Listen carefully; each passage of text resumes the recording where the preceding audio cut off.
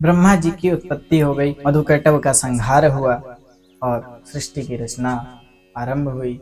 जब सृष्टि की रचना करने के लिए ब्रह्मा जी के पास कोई ज्ञान चक्षु नहीं थे, तो भगवान जब ब्रह्मा जी ने देखा कि मेरे आसपास तो केवल जल ही जल है, हाँ, जब भगवान ब्रह्मा को भगवत धाम का दर्शन हुआ, यह उसकी चर्चा है। और जब उन्होंने देखा कि मेरे आसपास तो जल ही जल है, कुछ नहीं है, तो ब्रह्मा जी को आवाज सुनाई दी, ध्वनि सुनाई दी। जल में से, उस सूने जल में एक ध्वनि सुनाई दी कि तप करो, तप ही तुम्हारा एकमात्र धर्म है, तप ही तुम्हारा एकमात्र कर्म है। हाँ, तप शब्द को 2 बार सुना उन्होंने, तो उन्हें ऐसा लगा कि उन्हें कोई तप करने की आज्ञा दे रहा है। जल में सोए थे भगवान विष्णु, तप करने की आज्ञा उन्होंने दी। और जब उन्होंने तप करने की आज्ञा दी तो ब्रह्मा जी तप करने में लीन हो गए। तप किया उन्होंने, 1000 वर्ष तक तप किया, और ऐसा तप किया उन्होंने कि जिससे वे सारे संसार को प्रकाशित करने में समर्थ हो सके। तो इसी से भगवान विष्णु प्रसन्न हो गए। वाह ब्रह्मा जी, आपने तो हमें प्रसन्न कर दिया है, सृष्टि को आपने प्रकाशित कर दिया है, इस संसार को अपने तपोबल के द्वारा आपने इसी से हमें प्रसन्न किया है। 1000 वर्ष तक उस सूने जल में मेरी वाणी सुनकर आपने इतनी घोर तपस्या की कि मुझे आज प्रसन्न कर दिया, मुझे आना पड़ा। तो क्या हुआ, जब भगवान प्रकट हुए तो भगवान ने चतुर्भुज रूप में भगवान ब्रह्मा जी को दर्शन दिए, और भगवान ने कहा कि ब्रह्मा जी आप धन्य हैं, आप तो ज्ञान ही हैं, आप स्वयं ज्ञान हैं, आपके मस्तिष्क में उतना ज्ञान है जितना संसार में नहीं है, आपके मस्तिष्क में समस्त वेदों का ज्ञान है, आप धन्य हैं, क्योंकि आपने उस सूने जल में हमारी भक्ति की है, हमारी तपस्या की है, केवल 2 शब्द सुनकर तप तप। तो ये आपकी महानता है, आपने उस सूने जल में मेरी केवल ध्वनि सुनकर ही तप करना आरंभ कर दिया। ऐसा कठिन तप किया कि मैं प्रकट हो गया हूँ आज आपकी भक्ति को देखकर। हे ब्रह्मा जी, आप मांगिए हमसे वरदान, हम देंगे, क्योंकि मैं मुंह मांगी वस्तु देने में समर्थ हूँ, मांग लीजिए। ब्रह्मा जी ने कहा, हे प्रभु, हमें कुछ मत दीजिए, केवल हमें अपने उस लोक का दर्शन कराइए जिसमें सुख ही सुख है, वैभव ही वैभव, आनंद ही आनंद, केवल आप ही आप हो वहां और दूजा कोई न हो। हाँ, ब्रह्मा जी ने कहा कि हे प्रभु, जब मैं सृष्टि की रचना कर लूं तो सृष्टि के कर्तापन के अभिमान से बंध न जाऊं। हे प्रभु, ऐसी ही कृपा करना कि मुझे कभी अभिमान न हो कि मैं इस सृष्टि का कर्ता धर्ता हूँ, मैं ही इस सृष्टि का मुखिया हूँ। हाँ, ये मुझे कभी अभिमान न हो, मुझे सदा आपकी भक्ति में लीन रहने की इच्छा है मेरी। ब्रह्मा जी ने ऐसा कहा। ऐसे भक्तिपूर्ण वचन सुनकर भगवान भी प्रसन्न हो गए और बोले, हे ब्रह्मा जी, लीजिए, आप मेरे भगवत धाम का दर्शन कीजिए। तो ब्रह्मा जी को भगवान विष्णु ने अपने भगवत धाम का दर्शन कराया। सुनिए जरा कैसा है वो लोक। उस लोक में, उस वैकुंठ लोक में 7 द्वारों के पार वह वैकुंठ लोक है। तो 7 द्वारों को जब पार किया जाए तो वैकुंठ लोक आया। तो भगवान क्षीर सागर में माता महालक्ष्मी बैठी हैं, उनके चरण दबा रही हैं, सेवा कर रही हैं अनेकों प्रकार से, और भगवान क्षीर सागर में लेटे हैं। श्यामल तन है उनका और राशि राशि सौंदर्य बिखर रहा है, गले पर कौस्तुभ मणि है। जरा अपने इस स्वरूप को, भगवान के स्वरूप को अपने हृदय में धारण करने के लिए एक उपाय बताता हूँ आपको कि जब जब मैं बोलता जाऊं भगवान का यह स्वरूप, जिस विधि से भी बोलता जाऊं, आपको उसी विधि से चिंतन करना है। मन में कल्पना कर लीजिए, यदि मैं बोलूं कि भगवान ऐसे दिख रहे हैं, तो हाँ, आपके हृदय में भी, आपके बंद आंखों में भी भगवान ऐसे ही, भगवान का चित्र उभरना चाहिए। तो ये आप लोग करेंगे तो आपको भी भगवत धाम भगवान का दर्शन होगा। ऐसा मेरा मत है, ऐसा मेरा अनुभव भी है। और इसीलिए मैं आप सभी को समझाता हूँ।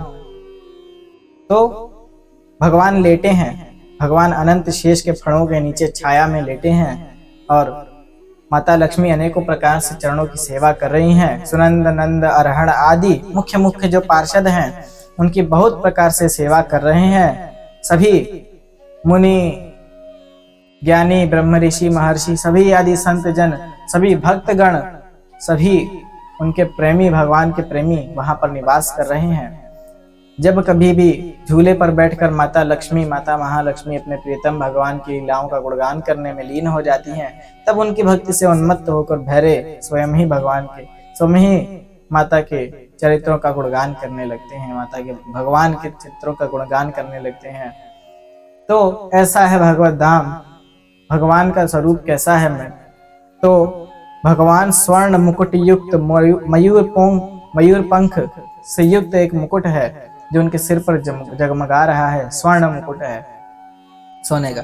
भगवान तन पे पीतांबर पहने हुए हैं, गले में कौस्तुभ मणि लटक रही है और वैजंती की माला पहने हुए भगवान श्री कृष्ण मंद मंद से मुस्कुरा रहे हैं। कमल से कोमल नेत्र हैं, इसीलिए उनका नाम कमल नयन है, कमल नेत्र।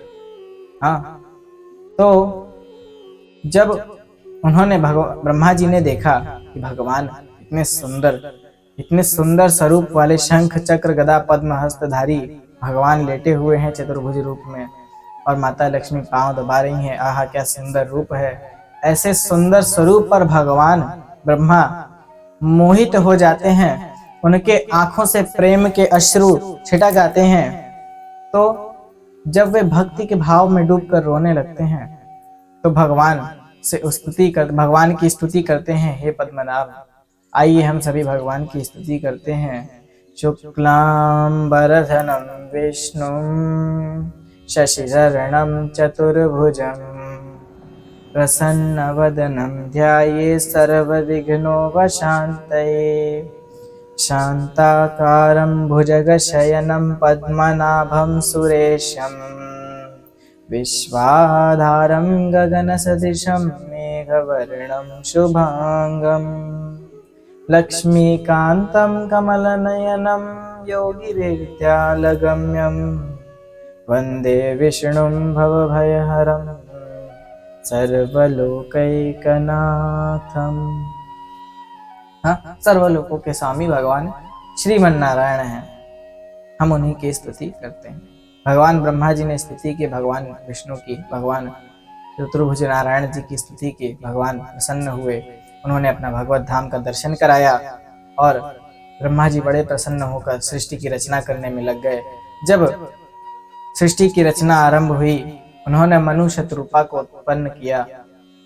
मनु जो कि प्रथम मनुष्य थे, पूरी पृथ्वी पर प्रथम मनुष्य मनु थे और प्रथम स्त्री थी शतरूपा।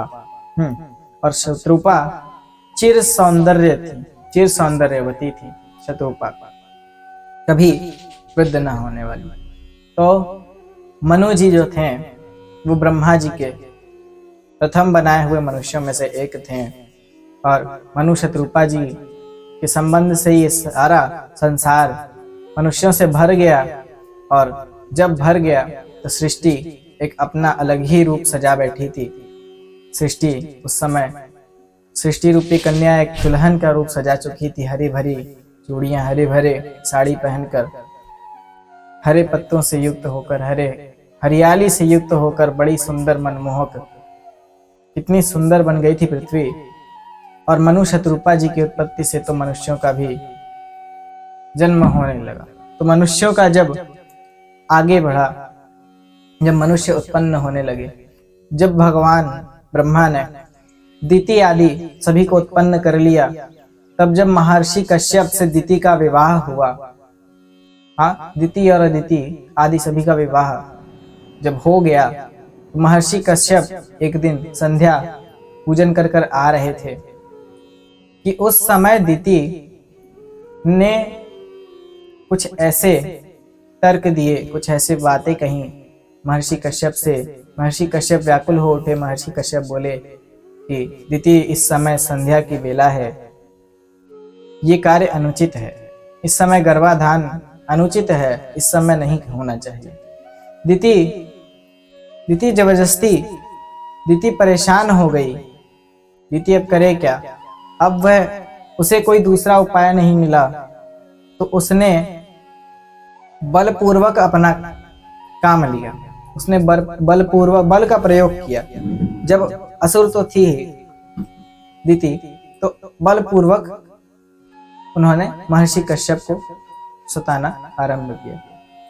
जब संध्या बेला में महर्षि कश्यप ने समझाया कि दिति, इस समय भूत प्रेतों का समय होता है, इस समय गर्भाधान करना अनुचित कार्य है, सबसे बड़ा पाप है। इस समय संतानें भी मूढ़ उत्पन्न होती हैं। इस समय संतानें भी मूढ़ उत्पन्न, इसीलिए इस समय थोड़ा संयम रखना चाहिए। तो जब दिति नहीं मानी, तो दिति का जब गर्भाधान हुआ, तो उससे मूढ़ दैत्य उत्पन्न हो गए। दैत्य अर्थात दिति से दानव उत्पन्न हो गए, और अदिति ने उसके विपरीत कार्य किया। महर्षि कश्यप को आनंददायक, जो आनंद प्रदान करने वाला, जो सुख प्रदान करने वाला कार्य किया, उस कार्य से उन्हें भगवान की कृपा हुई, और भगवान की कृपा से उन्होंने 11 देवताओं को जन्म दिया। हाँ, 11 आदित्यों। तो दिति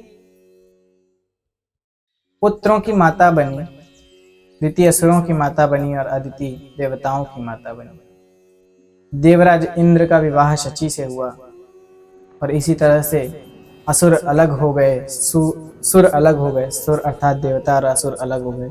असुर माने दैत्य। तो जब सुर और असुर विभिन्न लोकों में जाकर रहने लगे, अलग अलग हो गए, महर्षि कश्यप आदि सभी लोग, तब नरक, रसातल या पाताल लोक जो था, जो रसातल लोक है, असुर लोक का, उसमें राज्य हो गया, असुर हो गया उसमें। और स्वर्ग जो था, स्वर्ग में इंद्र आदि देवता हो गए। स्वर्ग में अदिति माँ अदिति के पुत्र उसमें स्वर्ग लोक में निवास करने लगे। शची के साथ इंद्रदेव निवास करने लगे। कुल 33 कोटि देवता हमारे वैदिक ग्रंथों में बताए गए हैं। 33 करोड़ देवता कई हैं।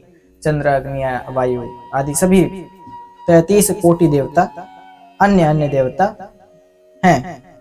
जिससे कि हमारे सौर मंडल में देखा जाए, आज नवग्रह से विज्ञान देखा जाए, तो विज्ञान आज नवग्रह बता रहा है कि आज नवग्रह हैं।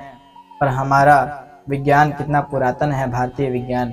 यह विज्ञान हमारा कितना पुरातन है कि सत्यनारायण भगवान की पूजा में भी नवग्रहों की पूजा की जाती थी।